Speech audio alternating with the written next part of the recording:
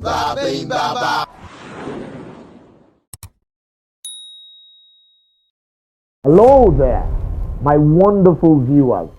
Welcome to another edition of Babaenibaba, the Master Storyteller. My name is Babaenibaba. Today, I want to take you back into history to a time of hallowed antiquity, a time when the rich rode on horses, when the walls were mud and the skies were free. So, come closer. Yes, you.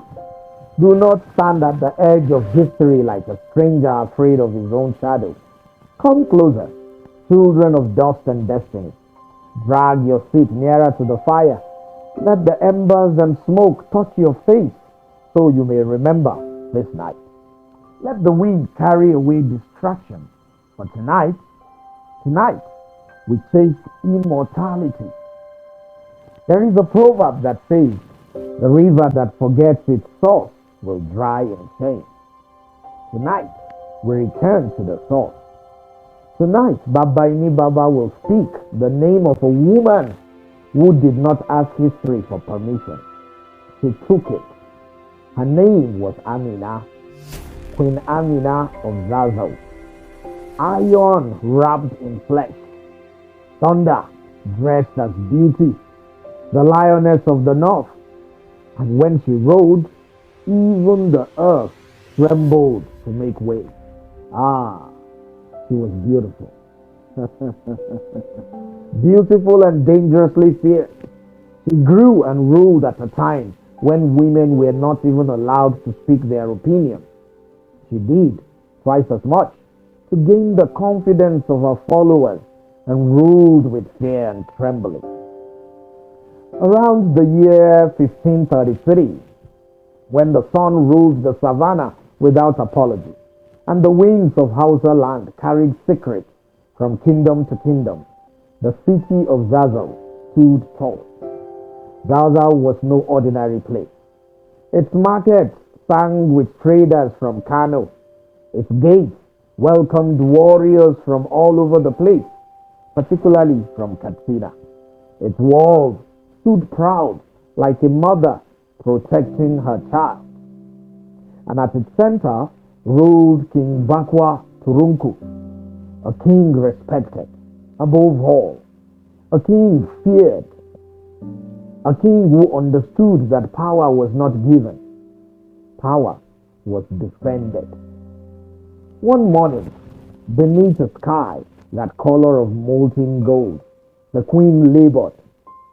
The palace held its breath. Even the drums that used to make a lot of noise outside fell silent. And then a baby cried. A sharp, strong cry. Defiant. Not just an ordinary cry. Not the cry of a hopeless child. But the cry of someone announcing her arrival. There was this expectation that the child would be a boy. But as fate will have it, it was a girl. Yes, a girl child. This arrival came with a lot of skepticism.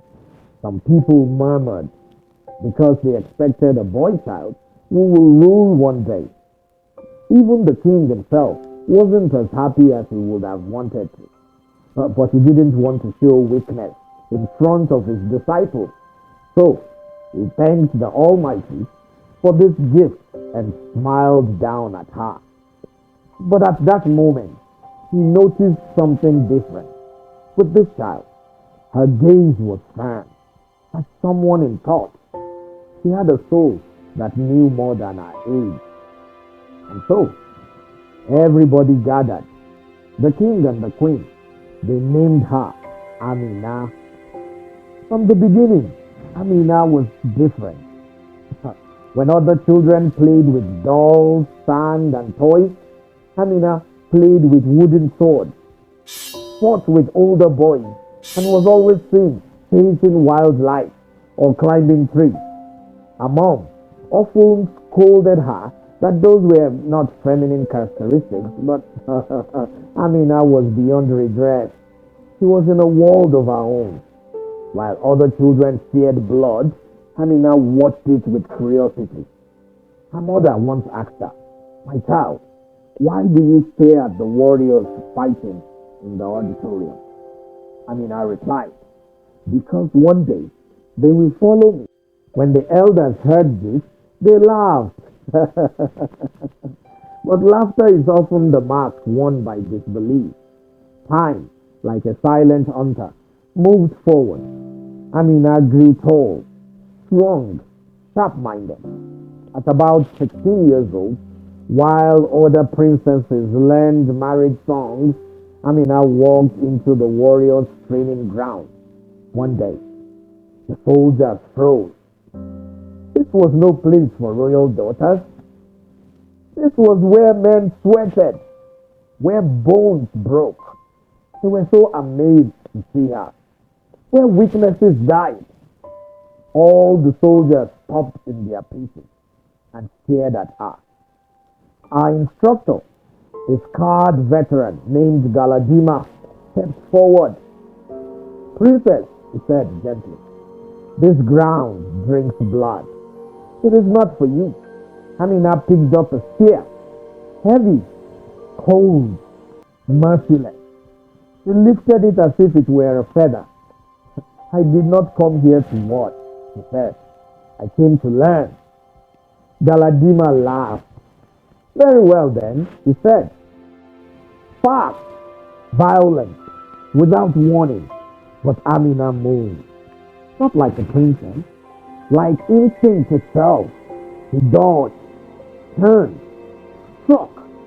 The spear stomped inches from his throat. From his throat, silence fell. That was the day Zazzau realized this princess was not ordinary. She was dangerous. And at that time, danger was a good virtue. So, when King Bakwa Turunku died, grief swallowed Zazzau. Her brother Karma became king, and Karma saw that others feared him. He saw Amina's fire, so he made Amina a commander of cavalry, and together they rode together into war. Their first campaign was against the Nupe people. The Nupe warriors were fierce. Oh, the Nupe kingdom was known historically to be great warriors.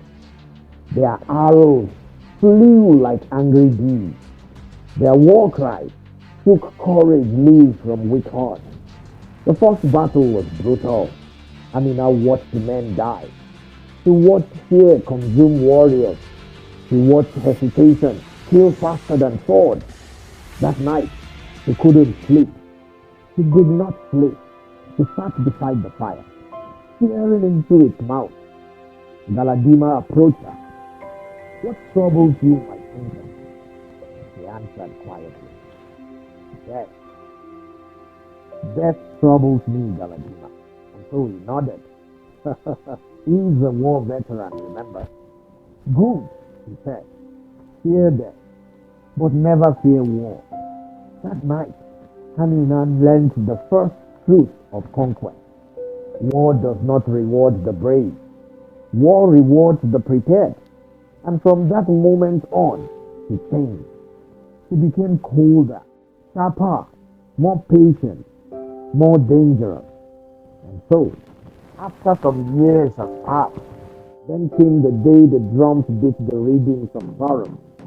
King Karama also died, and Zazzau trembled. Tradition spoke clearly.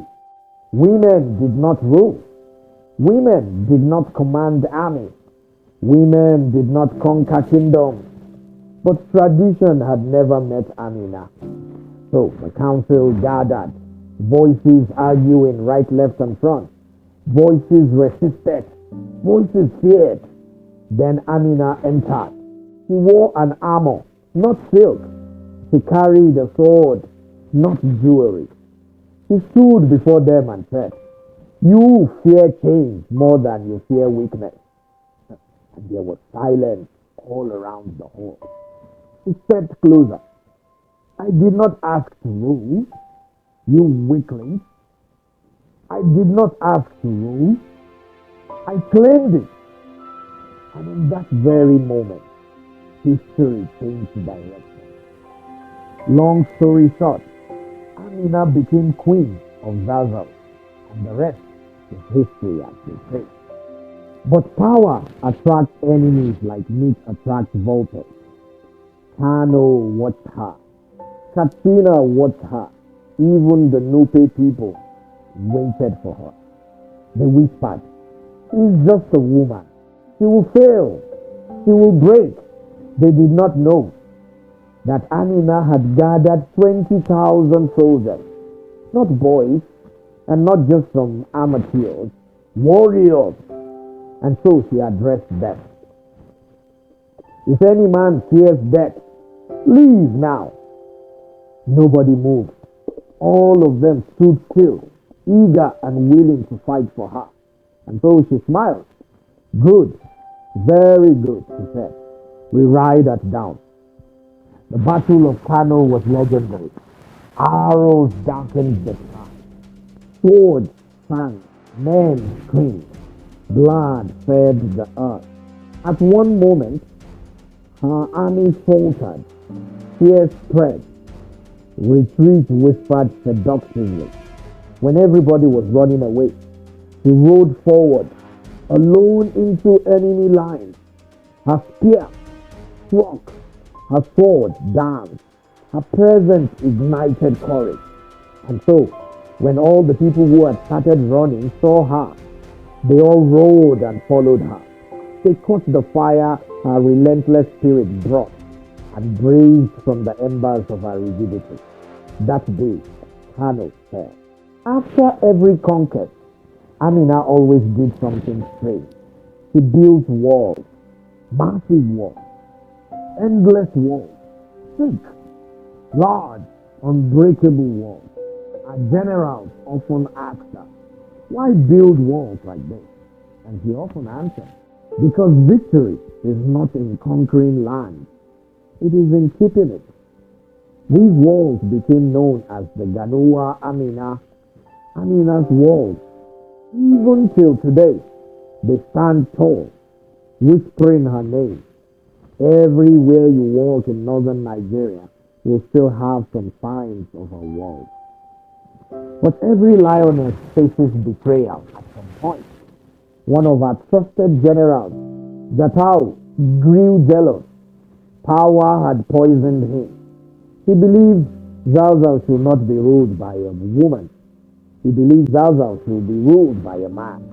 And so, he secretly allied with Katrina and did something unspeakable, something that shouldn't be mentioned amongst men till date.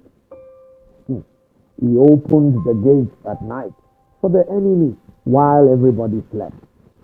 The enemy entered silently, like snakes. And the rest was history. Zazzau burned. Screams filled the air. Amina woke up to this chaos. She realized the truth immediately. Betrayal.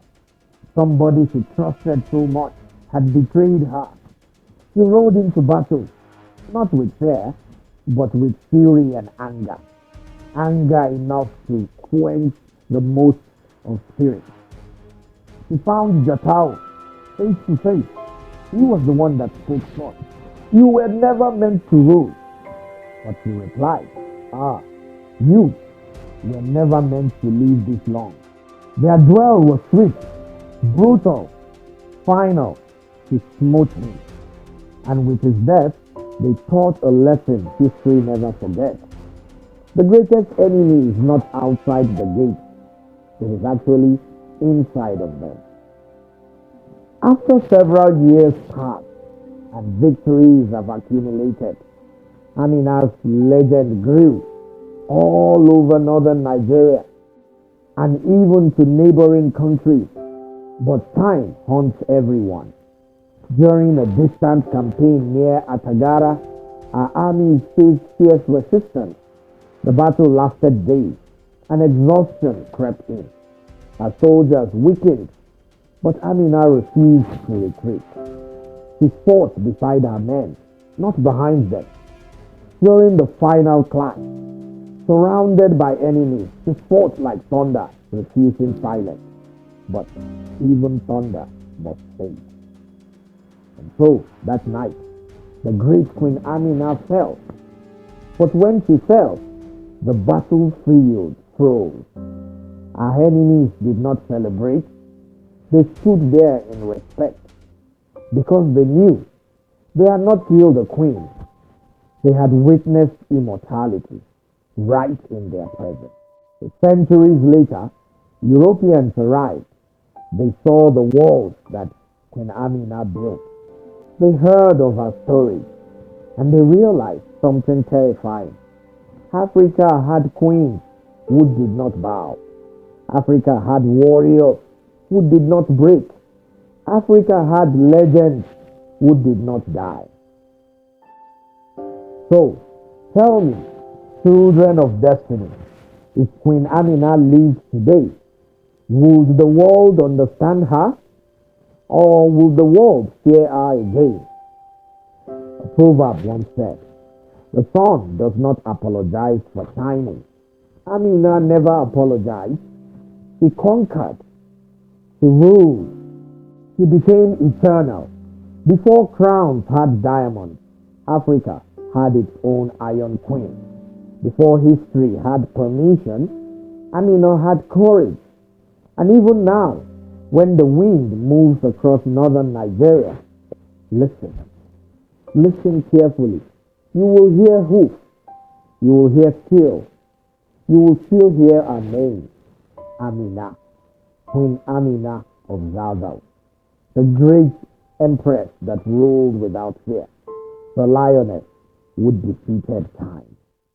And so, that is the end of the story of Queen Amina. Join us next time on another interesting edition of Babaenibaba. My name remains Babaenibaba, the Master Storyteller of Nigeria land. Don't forget to follow us on Facebook, Instagram, YouTube, and TikTok. Like all our content and comment. Share responsibly. Until next time, I'll see you on the brighter side of life. Bye for now.